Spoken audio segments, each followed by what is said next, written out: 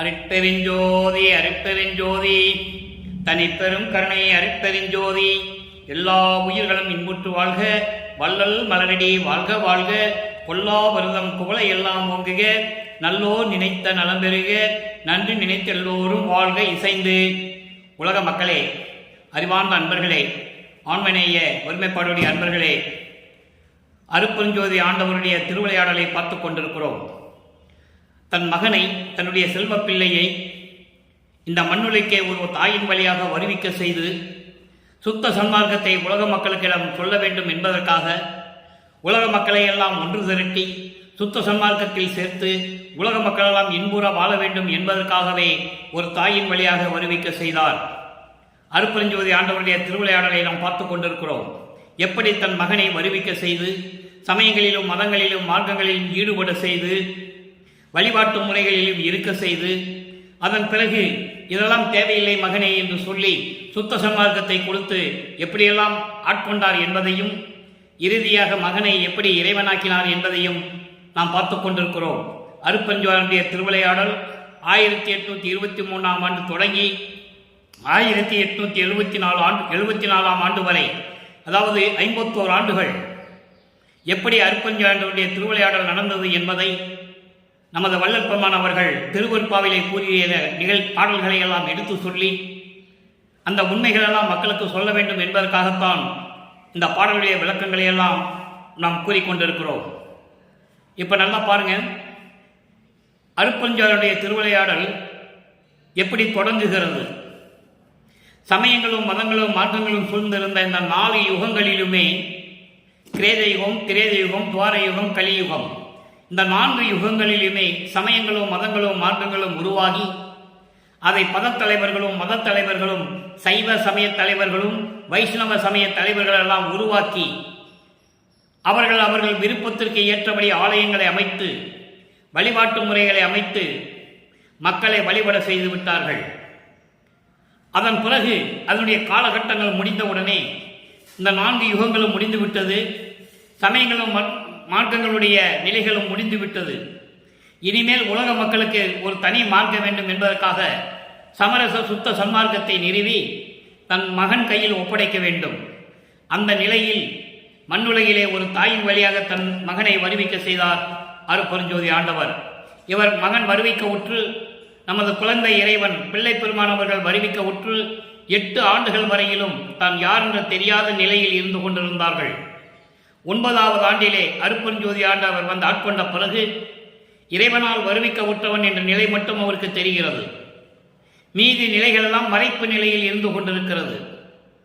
அப்போ 9வது ஆண்டிலிருந்து அருட்பெருஞ்சோதி ஆண்டவருடைய திருவிளையாடல் எப்படி நடக்கிறது என்பதை ஒவ்வொரு பதிகத்திலும் ஒவ்வொரு பாடலின் மூலமாக திருவருட்பாவில் நமக்கு அருளிய வள்ளற்பெருமானவர்கள் எப்படியெல்லாம் விளக்கம் கொடுத்திருக்கிறார் என்பதை நாம் பார்த்து கொண்டிருக்கிறோம்.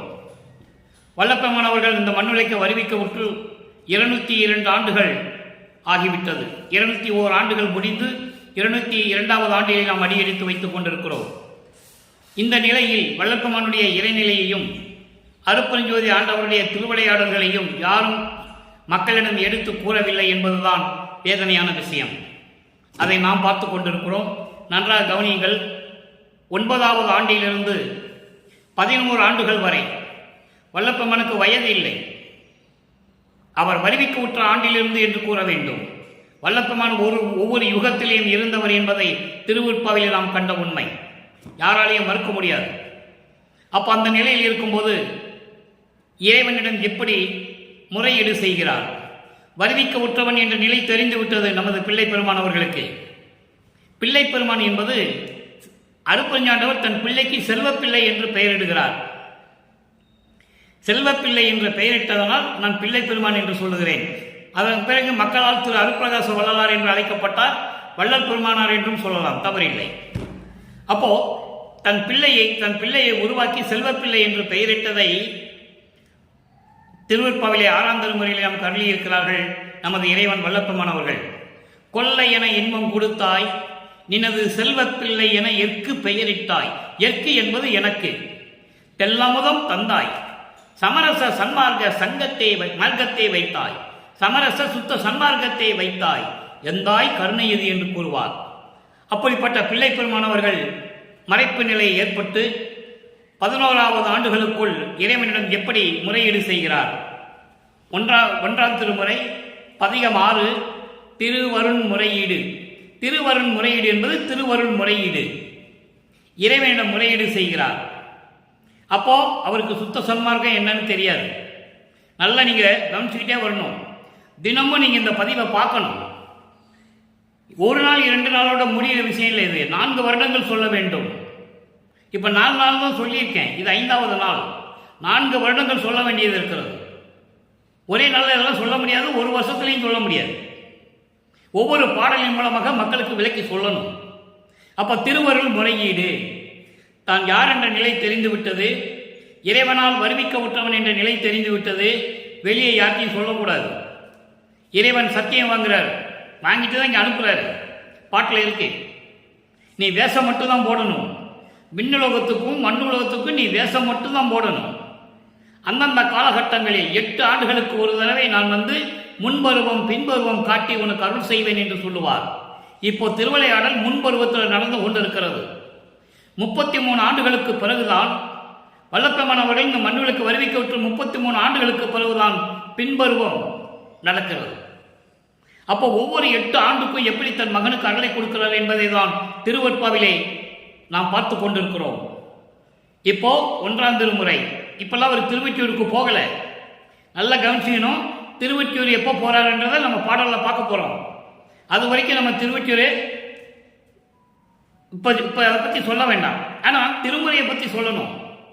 இப்போ 1ஆம் திருமுறை இருக்கும்போது என்ன பாடு? திருவருள் முறையீடு எப்படி செய்கிறார்? நல்ல கவனிங்க. விடவிலை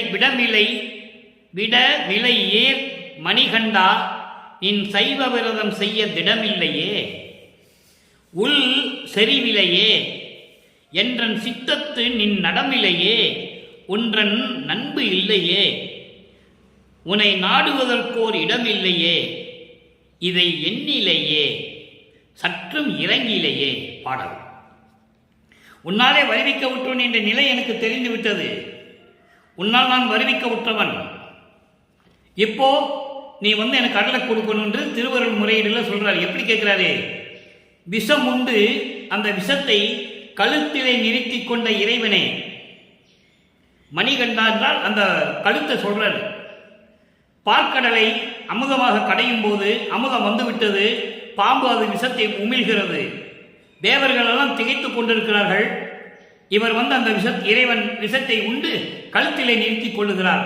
அத மணிகண்டன் என்று சொல்லுகிறார். நீல மணிகண்டன். அப்போ அதுக்கு பிறகு பாருங்க, சைவ விரதம் செய்ய திடமில்லையே. சைவ விரதம் அதாவது உன்னுடைய சைவ நெறியை கடைபிடிப்பதற்கு எனக்கு வலிமை இல்லையே, எனக்கு வலிமை இல்லையே, உள் செறிவில்லையே. உள் செறிவில்லையே என்பது உள்ள மனம் அடங்கவில்லையே. மனம், எனது மனம் ஒரு நிலையில் இல்லை. நீ ஒரு தாயின் வழியாக என வருவிக்க செய்தாய். தினமும் முறையீடு செய்கிறார். அதை நல்லா கவனிக்கணும். அப்போ ஒரு தாயின் வழியாக வந்து நான் வருவிக்க விட்டேன் என்ற நிலை தெரிந்த பிறகு என் மனம் ஒரு நிலையில் இல்லை. மனம் ஒரு நிலையில் இல்லை. மனம் அடங்குவதில்லை. மனம் அலைவாய்கிறது. அதன் பிறகு சொல்கிறாரே, எந்தன் சித்தத்து நின் நடமில்லையே, என் உள்ளத்திலே உன்னுடைய அருள் இல்லையே, அருள் நடனம் நீ செய்வது எனக்கு தெரியவில்லையே, என் உள்ளத்திலே உன்னுடைய அருள் எனக்கு இல்லை, உந்தன் நட்பு இல்லை எனக்கு, உந்தன் நண்பில்லையே என்று சொல்லுகிறார். உன்னுடைய நட்பும் இல்லை. உன்னை விரும்புவதற்கு ஓர் விஷயமும் கிடையாது. அதாவது உன்னை விரும்பவும் எனக்கு விருப்பம் இல்லை. நாடுவதற்கு ஒரு இடம் இல்லை. உன்னை நான் எங்க தேடி போவேன்? அதை முதல்ல சொல்லு. உன்னை பார்க்கணும். என் மனசை அலைபாய்கிறது. மனம் ஒரு நிலையில் இல்லை. என் உள்ளத்திலேயும் உன் அருள் இல்லை, உன்னுடைய நட்பு இல்லை. உன்னை நான் எங்கே தேடி போறது? ஒரு இடம் சொல்லு. அது சொல்லிட்டு கேட்கிறாரே, இதை எண்ணிலேயே, இதை எப்படி நினைக்கிறது? இதை அதோடு மட்டுமல்ல, இன்னும் நீ மேல இறக்கப்படவில்லை, தயவு காட்டவில்லை, கருணை காட்டவில்லை என்று சொல்லி முறையீடு செய்கிறார். 1ஆம் திருமுறை பொருளை இதான் இருக்கும். திருவருள் முறை என்ற பூரா முறையீடு 232 பாடல்கள். தினமும் ஒரு பாடல் வீதம் நம்ம பார்த்து கொண்டிருக்கிறோம். எல்லாவற்றையும் ஒட்டுமொத்தமாக சொல்ல முடியாது. ஒவ்வொரு பாடலிலும் எப்படியெல்லாம் இறைவனிடம் முறையீடு செய்கிறார் அதை நம்ம கவனிச்சுட்டு இருக்கோம், பார்த்துக்கிட்டு இருக்கோம். இப்போ முறையீடு முடிஞ்சது, 2வது பதியத்துக்கு போகிறோம். மனம் 2வது திருமுறையில் 1வது பதியத்துக்கு போக போகிறோம். 2ஆம் திருமுறையில் மனம் ஒரு நிலையில் இல்லை என்று 1ஆம் திருமுறையில் சொல்றாரு. அப்போ மனம் அலைபாய்கிறது, மனம் ஒரு நிலையில் இல்லை.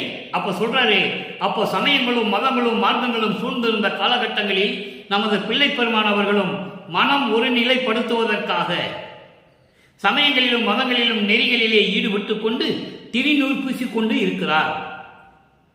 அதோடு மட்டுமல்லாமல் உள்ளத்திடம் சொல்லுவார், நெஞ்சே மனமே நீ அலைபாயாதே, பயப்படாதே, சிவாய நம என்ற ஒரு மந்திரம் இருக்கிறது, சிவானயம என்று சொல்லி நெற்றியிலே திரிநூறு பூசிக்கொள் அப்படின்னு சொல்ற.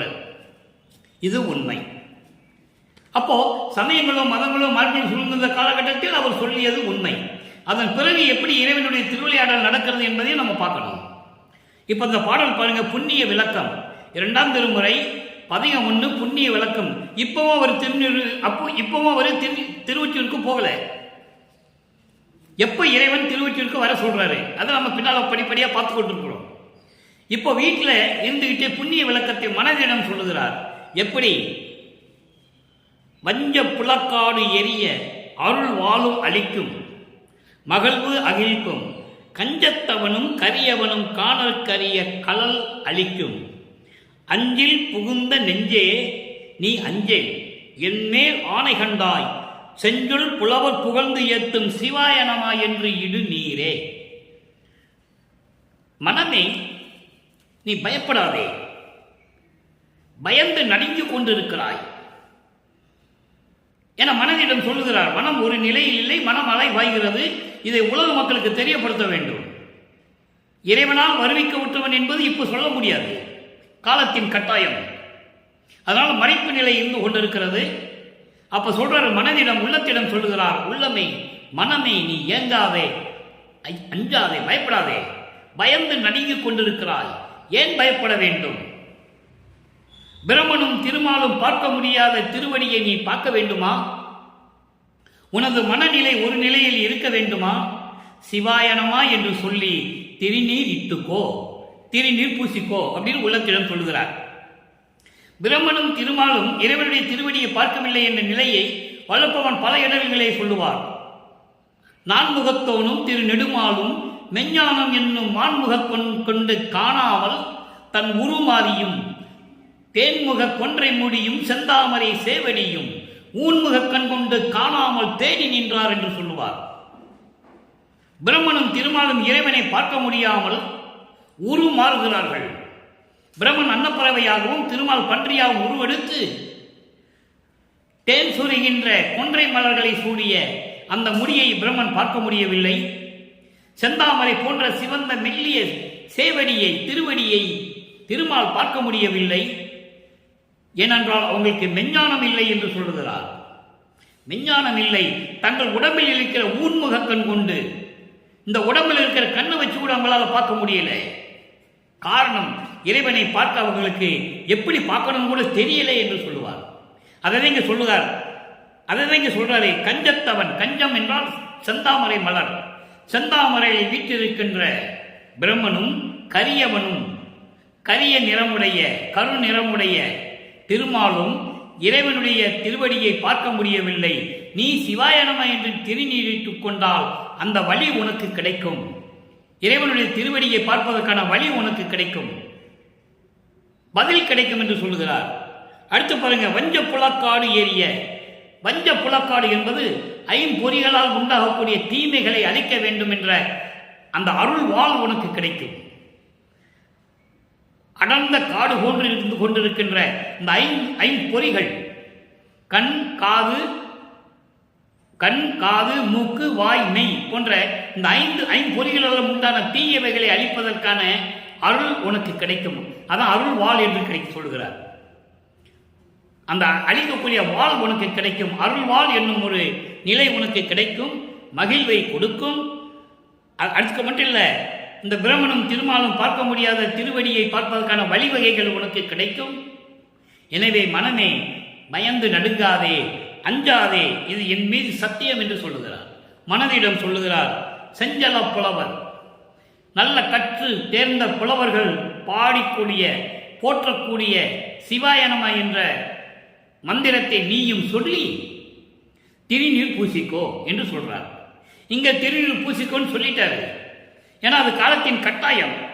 சமயங்களும் மதங்களும் மார்க்கங்களும் சூழ்ந்து இருந்த காலங்களினுடைய கட்டாயம். அது சொல்லிதான் ஆகணும். இவருக்கு சுத்த சன்மார்க்கம் தெரியாது. அருட்பெருஞ்சோதி ஆண்டவரை பற்றி சொல்ல முடியாது. அப்போ தெரியாது. அப்போ இந்த நிலையில் மனதிடம் சொல்லுகிறார், திருநூறு பூசிக்கோ. இது எப்படி நடக்கிறது? இறைவனுடைய திருவிளையாடல். இறைவனுடைய திருவிளையாடல். பிற்காலத்தில் இது பொய்ன்னு சொல்லணும். திருநூறு பூசினதுனால எந்த நன்மையும் இல்லைன்னு வளர்ப்பமான் வாயாலே சொல்ல வைக்கணும். தன் மகன் வாயாலே சொல்ல வைக்கணும்.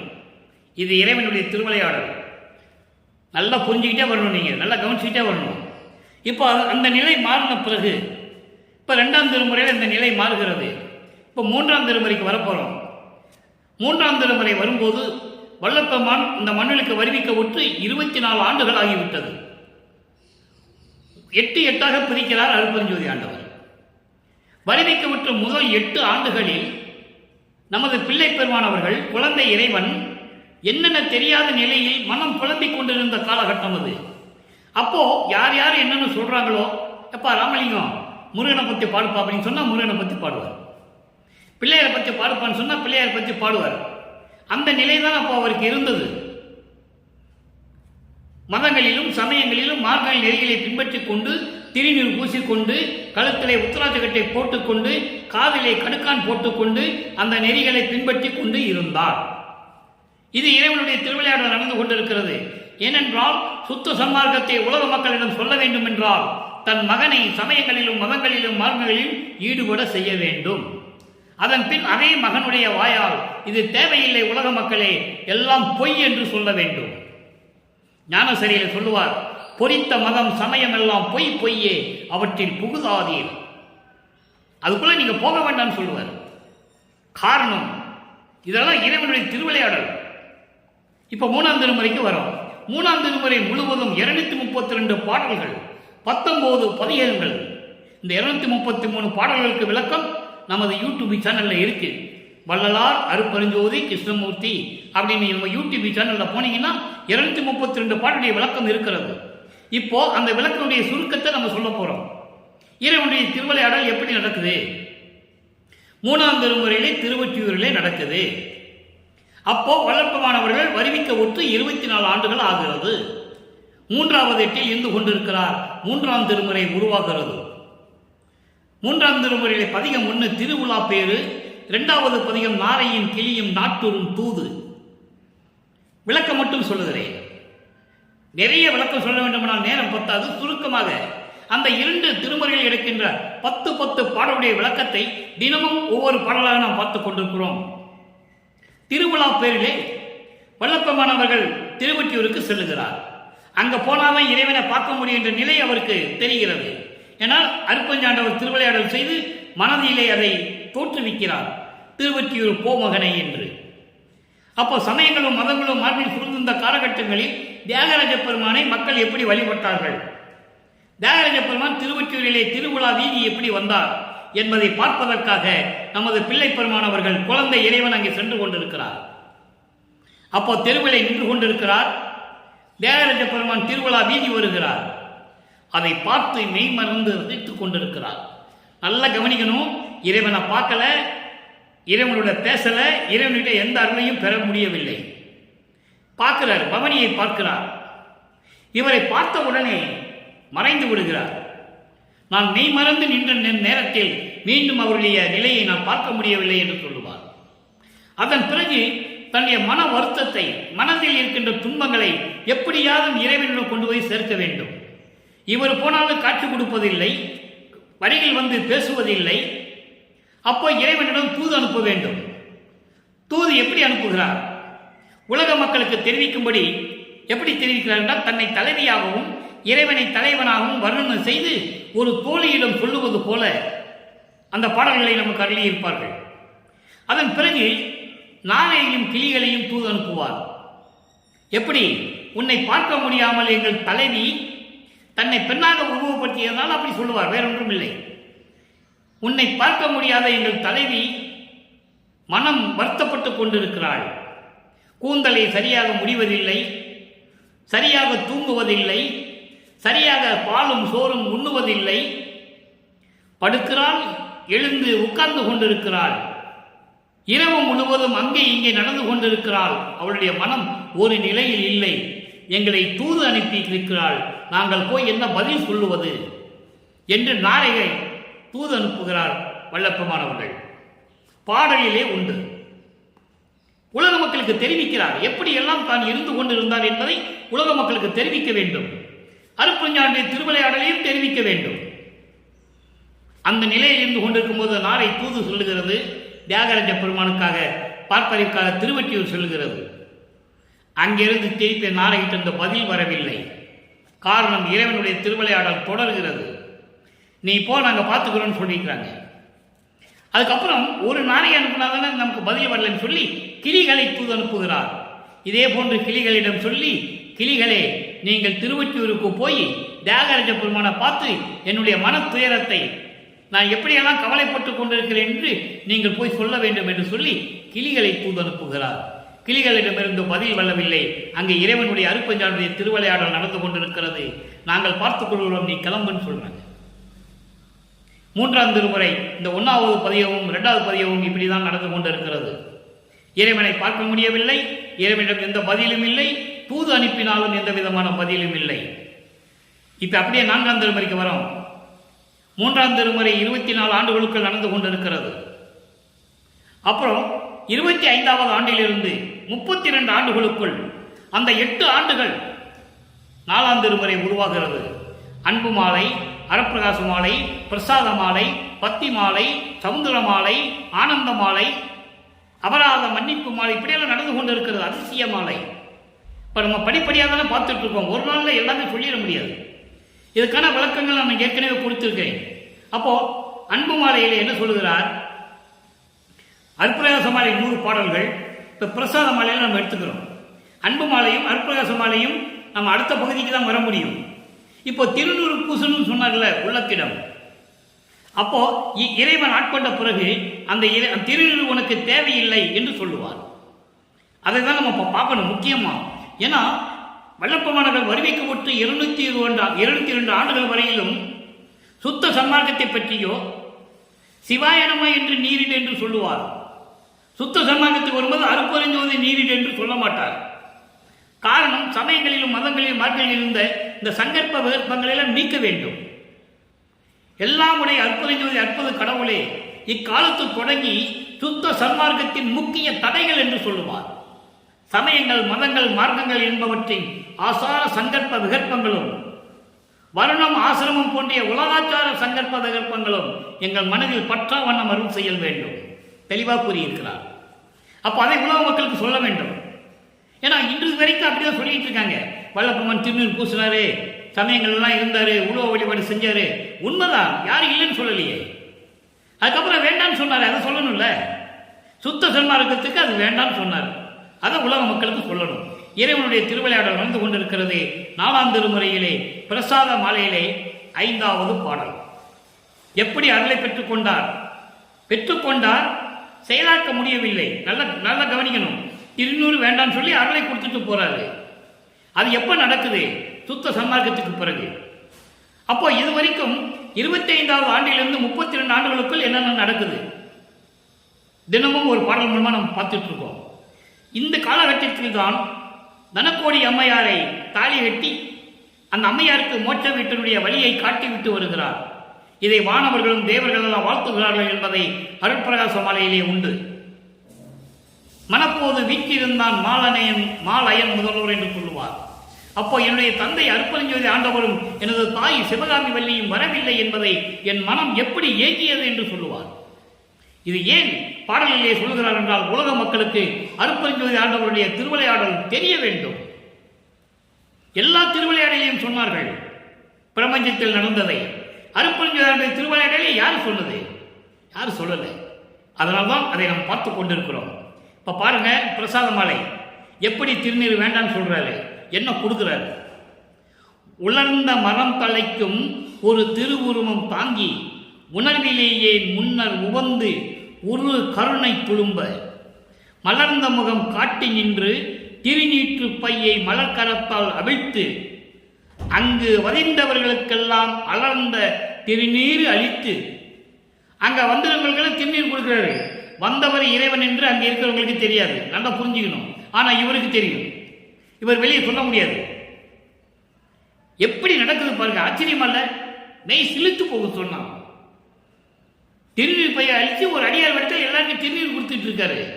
ஆனா இவருக்கு தெரியும் வந்தது இறைவன் என்று. அதான் சொல்றாரு, திருநீர் அளித்து பின்னர் எந்தன் கரத்தில் அருள்மண பூ அளித்தனை நின் அருள் குறிப்பு ஏதும் அறியேன் கலந்தவரை கலந்து கலந்தவரை கலந்து மணிக்கனகமன்றில் நடம் செய்யும் கருணை நெடுங்கடலே என் கண் அமர்ந்த ஒளியே. பாடல் இது. இங்கே அந்த அருள் மணப்பூ இங்கே நின்றுட்டு இருக்காரு. உலர்ந்த மரம் தலைக்கு, அதாவது பட்டு போன மரம் தளர்ந்தால் அப்படியே தள செழுமையா இருக்கும், பச்சையா இருக்கும். ஒரு மரம் பட்டு போச்சு, அந்த மரம் துளுக்குது, அப்போ பச்சை பசையேன்னு இருக்கும், மனம் அவ்வளவு சந்தோஷமா இருக்கும்.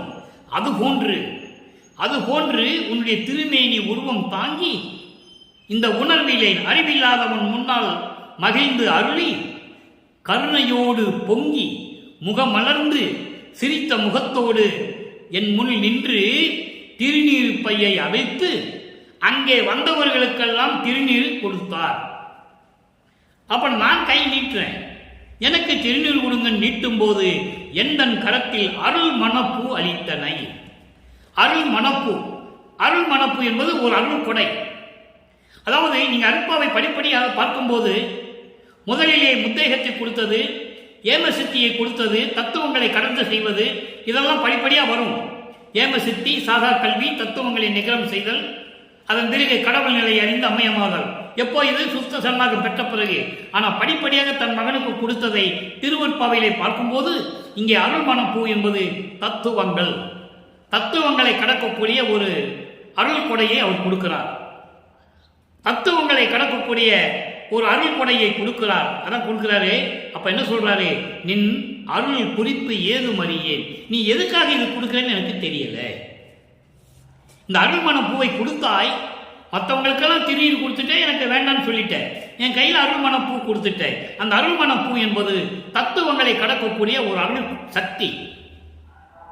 அது அங்கு சுத்த சன்மார்க்கம் வந்த பிறகு சொல்லுவார். எப்படி தத்துவங்களை தனித்தனியாக கடந்தேன், எங்க சொல்லுவார், அருப்பெருஞ்சோதி அட்டகத்தில் தத்துவங்களை தனித்தனியாக கடந்தேன், தத்துவாதீத மேல்நிலையில் சித்தியல் முழுதும் தெரிந்தேன், அவன் மேல் சிவநிலை தெரிந்திட சென்றேன். அதுக்கு மேலே ஒரு நிலை இருக்கிறது, அதுக்கு நம்ம அடுத்த பாட்டில் தான் பார்க்க போறோம். அப்போ தத்துவங்களை கடக்கக்கூடிய ஒரு அருள் கொடையை என் கையில் கொடுத்தாய், இது எதற்கு கொடுத்தாய் என்று எனக்கு தெரியவில்லை, இது எப்படி கடக்கணும் என்ன செய்யணும்னு எனக்கு தெரியல, நின் அருள் குறிப்பு ஏதுமறியே. அதுக்கடுத்து சொல்ற பாருங்க, கலந்தவர்களை கடந்து மணிக்கனகமன்றில் நடம் செய்யும் கருணை பெருங்கடலே என் கண்ணமர்ந்த ஒளியே. அப்போ சத்தியஞான சபை கட்டளை நல்லா கணிச்சிட்டே வரணும். சத்தியஞான சபை அப்ப கட்டல 1872 தானே சத்தியஞான சபை கட்டுறாரு. அவருடைய அப்பா அப்பதான் பெர்மிஷன் கொடுக்கிறார், அனுமதி கொடுக்கிறார். சிவஞான வெளியில் இருக்கின்ற திருச்சிற்றம்பலத்தில் அமைந்திருக்கின்ற பொற்சபையும் சிற்சபையும் எப்படி அமைப்பாக இருக்கிறதோ அதுபோன்று உலக மக்களுக்காக இங்கே வடலூரிலே சத்தியஞான சபையை நிறுவினார்கள் நமது இறைவன். உலகத்திலே பிரபஞ்சம் தோன்றிய காலத்திலிருந்தே எத்தனையோ ஆலயங்கள், எத்தனையோ சமயத்தினுடைய ஆலயங்கள், கிறிஸ்துவ ஆலயங்கள், முஸ்லிம் பெருமக்களினுடைய மசூதிகள் எத்தனையோ உருவாகின. அது அந்தந்த மத தலைவர்கள் கட்டியிருப்பார்கள், அரசர்கள் கட்டியிருப்பார்கள், பெரிய பெரிய ஜமீன்தார்கள் கட்டியிருப்பார்கள் செலவு செய்து. இதெல்லாம் நடந்தது உண்மைதான். ஆனால் இறைவனை இந்த பிரபஞ்சத்தில் மக்களுக்காக அருளியது ஒரே ஒரு சபை, சத்தியஞான சபை. வடலூரில் இருக்கின்ற சத்தியஞான சபை இறைவனால் நிறுவப்பட்டது என்பதை இங்கு நான் பதிவு செய்ய கடமைப்பட்டிருக்கிறேன். அப்போ அவருக்கு சத்தியஞான சபை பற்றி தெரியாது. கனகமன்றி என்பது அம்பலம், திருச்சிற்றம்பலம் சொல்லுவார். பொதுப்படையா. அப்படி உன்னுடைய திருவடியை அடைந்த அடியார்கள் கலந்து கொண்டிருக்கின்ற அந்த பொற்சபையிலே அருள்நடனம் செய்து கொண்டிருக்கின்ற கருணையின் பெருங்கடலே, கருணை பெருங்கடலே, தனிப்பெருங்கருணை என்று சொல்லுவார் சுத்த சன்மார்க்கம் பெற்ற பிறகு. என் கண் அமர்ந்த ஒளியை, என் கண்ணில் அமர்ந்த ஒளியை என்று சொல்லுவார். ஆக இப்படியெல்லாம் அருளை வாங்கியவர் 4ஆம் திருமுறை வரைக்கும் நடந்து கொண்டிருக்கிறது. 32 ஆண்டுகள் வரைக்கும் அது நடந்து கொண்டிருக்கிறது. 33வது ஆண்டில் தந்தையிடமிருந்து சுத்த சன்மார்க்கத்தை பெற்ற பிறகு என்ன நடக்கிறது? 6ஆம் திருமுறைக்கு வருவோம். இப்போ 6ஆம் திருமுறையிலே பதிகம் 4, பதியின் விளக்கம். பதிகத்துடைய பெயரே பதிவிலக்கம், கடவுளுடைய விளக்கம். அருட்பெருஞ்சோதி எப்படிப்பட்டவர்? அங்கே திருவொற்றியூரிலே 3ஆம் திருமுறையிலே சொல்லும்போது திருவொற்றியூரில் இருக்கின்ற இறைவன் என்று சொல்லுவார், கழுத்திலே பாம்பை அணிந்து கொண்ட இறைவன் என்று சொல்லுவார், தலையிலே கங்கையை சுமந்து கொண்ட இறைவன் என்றெல்லாம் சொல்லுவார். சுத்த சன்மார்க்கத்தை பெற்ற பிறகு பதி விளக்கம் எப்படி இருக்கிறது? பதி என்பது கடவுள், கடவுளுடைய விளக்கம் எப்படி? நல்லா கவனிங்க. எல்லாம் தான் உடையதுமாய், எல்லா வல்லதுமாய், எல்லா தான் ஆனதுமாய், எல்லாம் தான் அளவாய், சொல்லாலும் பொருளாலும் தோன்றும் அறிவாலும் துணிந்து அளக்க முடியாததாய், துரிய வெளி கடந்த வள்ளலார்னா வலிமை மிக்கவர்கள், அறிஞர்கள் என்று சொல்லுகிறார்.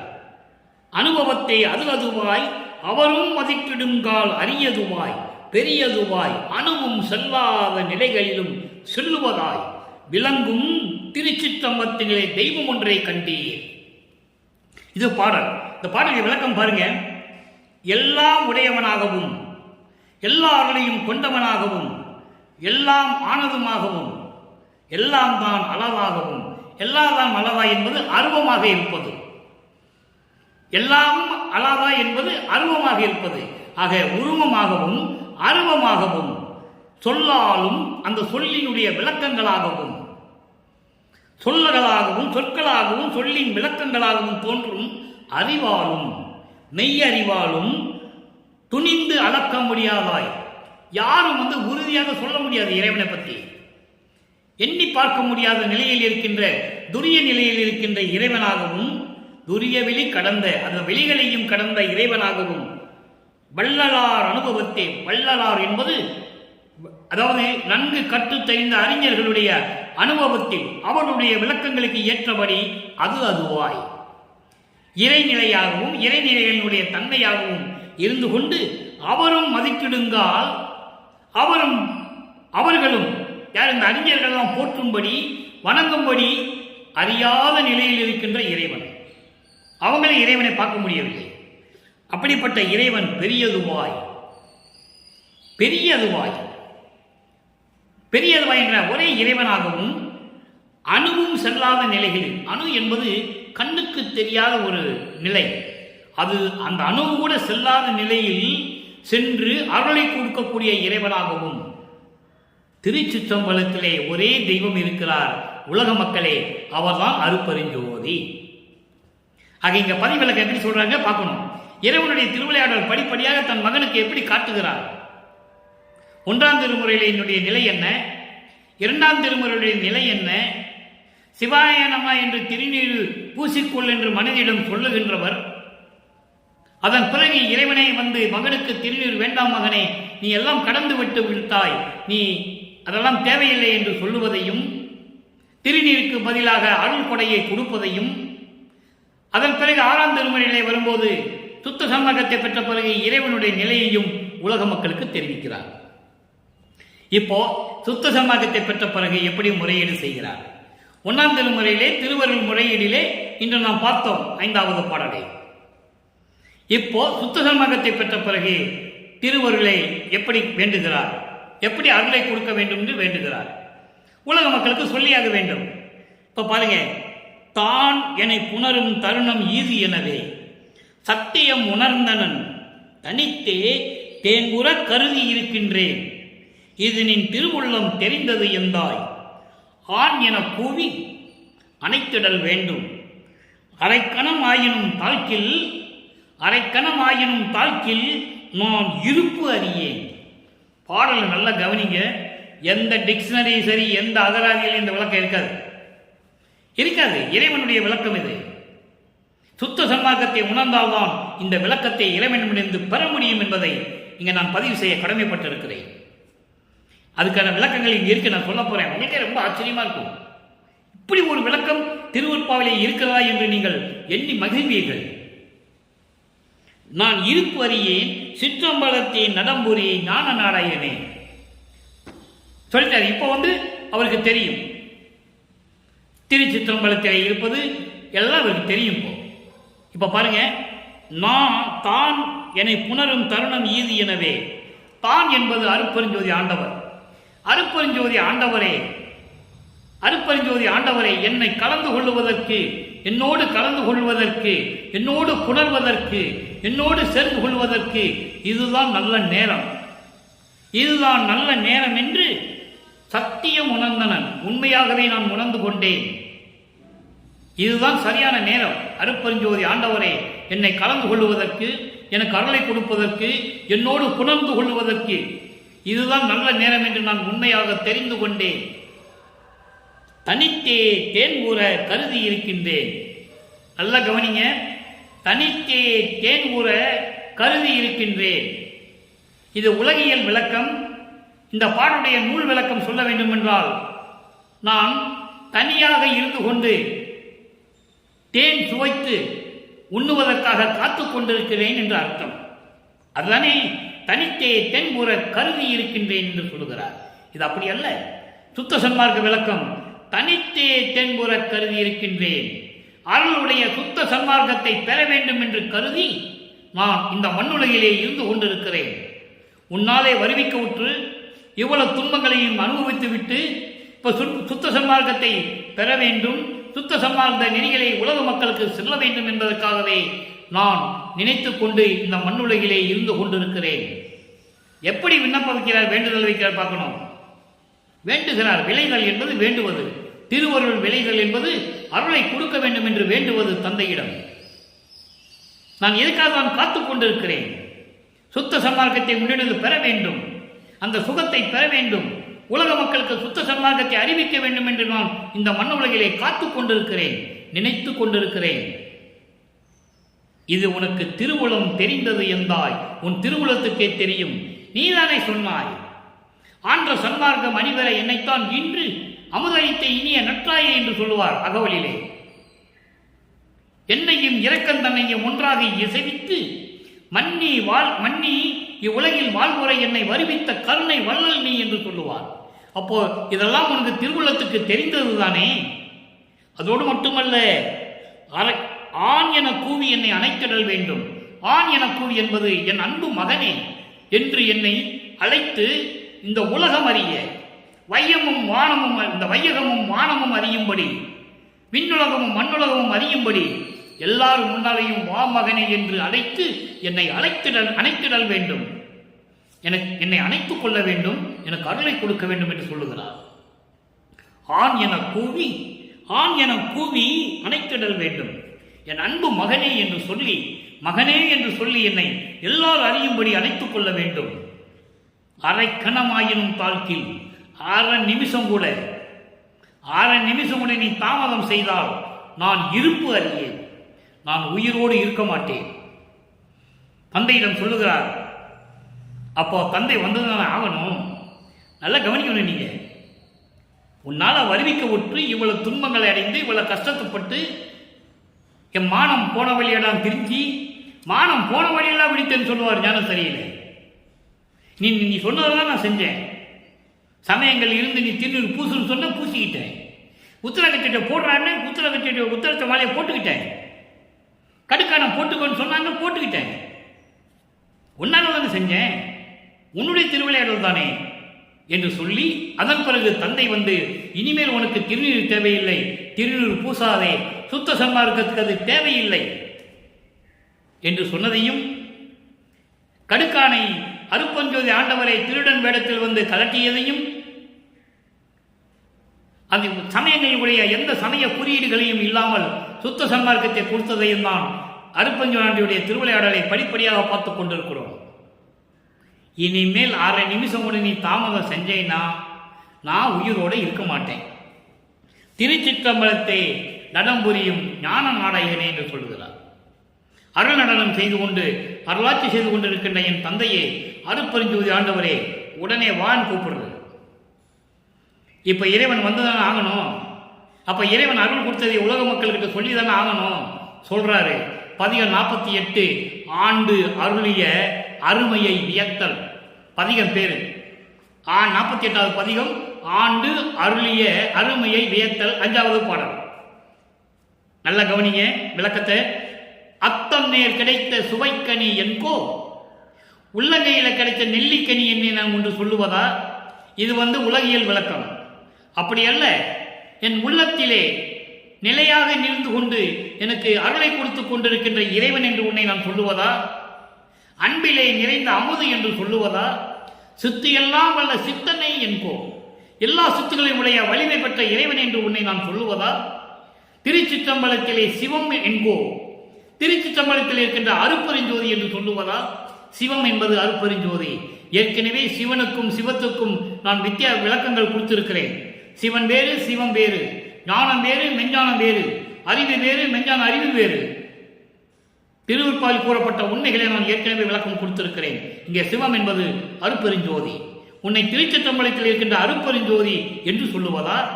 மத்தனேன் பெற்ற பெரிய வாழ்வு என்று சொல்லுவதா?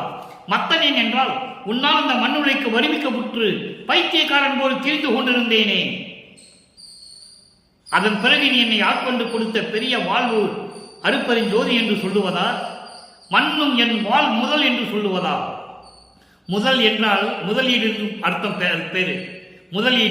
முதலீடு என்றால் செல்வம். அப்போ எனக்கு மேல்நிலையை தரக்கூடிய, என்னுடைய வாழ்வினுடைய மேல்நிலையை தரக்கூடிய அருள் செல்வம் என்று சொல்லுவதா? அதைத்தான் என் வாழ் முதலே என்கோ என்று சொல்லுகிறார். அருள் செல்வம் என்று சொல்லுவதா?